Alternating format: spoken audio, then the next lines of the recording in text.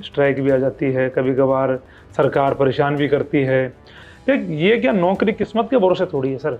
तो हंगामा करना ही आपका मकसद है कि तो 80 नंबर वाला बच्चा तो पास नहीं हो रहा, लेकिन 50 वाले को पास कर रही है। कह रहे उसका पेपर टफ था, किस आधार पे करते हो, ये भी आपकी कमी है।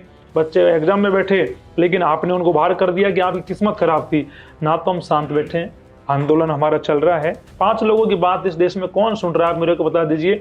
इस धूप में, इतना टेम्परेचर में, क्या आपको शौक है कि आंदोलन करने का? किसी को शौक नहीं है, लेकिन मजबूरी होती है। अब बीजेपी के नेता साहब मिलना नहीं चाहते तो मनोज क्या करे? मैं तो कह रहा हूँ मिलिए भजन लाल जी, आप मिल लीजिए, क्योंकि बीजेपी के लोगों को लगता है कि बच्चों की, युवाओं की प्राथमिकता हमारी यही नहीं है। तो वो जो पार्टी सत्ता में होती है वो मिलना बंद कर देती है। जब कांग्रेस जब सत्ता में थी तो बीजेपी के लोग मिलते थे, अब बीजेपी सत्ता में तो कांग्रेस के लोग मिल लेते हैं, जिसमें युवाओं के साथ इनजस्टिस होता है, धोखा होता है। नॉर्मलाइजेशन एक ऐसी प्रक्रिया है जिसका नाम नॉर्मल है, जिसमें नॉर्मल कुछ नहीं होता है। जिसकी लॉटरी लग गई तो उन्होंने नंबर बढ़ा दिए, उनके बढ़ गए, जिनके नहीं बढ़े उनके नहीं बढ़े, वो बेचारे रोते फिरते हैं। जिसमें क्या पता अपने चहेतों को मौका दिया जाता हो, मेरे को क्या पता किसके कितने नंबर आ रहे हैं जिनके बढ़ा दिए गए नंबर। आलोक राज जी की नहीं है, सरकार की नहीं है, तो क्या अब 150 का 150 लाके पास होगा क्या? समझ रहे हो आप?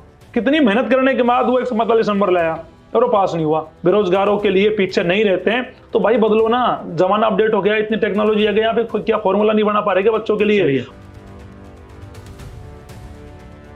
नमस्कार, आप सभी का भारत रफ्तार में बहुत बहुत स्वागत है। और आज ये खास हमने इसलिए बैठे हैं कि भारत रफ्तार एजुकेशन, क्योंकि शिक्षा कहते हैं कि बहुत आवश्यक है हर व्यक्ति के लिए, हर युवा के लिए। इसलिए हमने सभी युवाओं का आग्रह था कि भारत रफ्तार का एजुकेशन वाला आप अलग से खोलो। तो हमने आप सभी के आग्रह पे एक प्रयास कर रहे हैं। सफलता मिलेगी नहीं मिलेगी ये तो आपको पता। और मनोज जी हमारे साथ हैं। मनोज जी छात्रों की आवाज़ उठाते हैं, बेरोजगारों की आवाज़ उठाते हैं। मनोज जी बहुत बहुत स्वागत है। और जी। आप छात्रों का आग्रह था मनोज जी, हमने भारत रफ्तार एजुकेशन शुरू किया है। और देखो, आपको बहुत बहुत बधाई, शुभकामनाएं। और पहले तो मैं धन्यवाद देता हूँ आपको कि आपने बेरोजगार युवाओं के मुद्दों को बड़ी मजबूती से, प्रमुखता से उठाने का काम किया।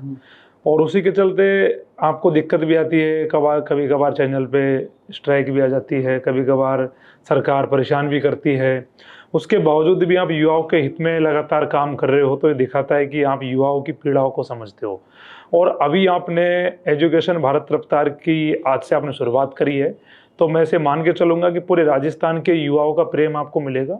और पूरे राजस्थान के युवाओं की तरफ से आपको ढेर सारी बधाइयाँ, शुभकामनाएं हैं। और हम उम्मीद करते हैं कि आप राजस्थान के युवाओं के लिए आने वाले दिनों में अच्छा काम करोगे और उनकी आवाज़ को, जो कोई नहीं सुन रहा इस दौर में, तो उस आवाज़ को राजस्थान सरकार तक, भजन लाल तक पहुँचाने का काम करोगे। सरकार अच्छा करेगी, युवाओं के लिए हित में करेगी तो हम युद्ध में भी चलाएंगे।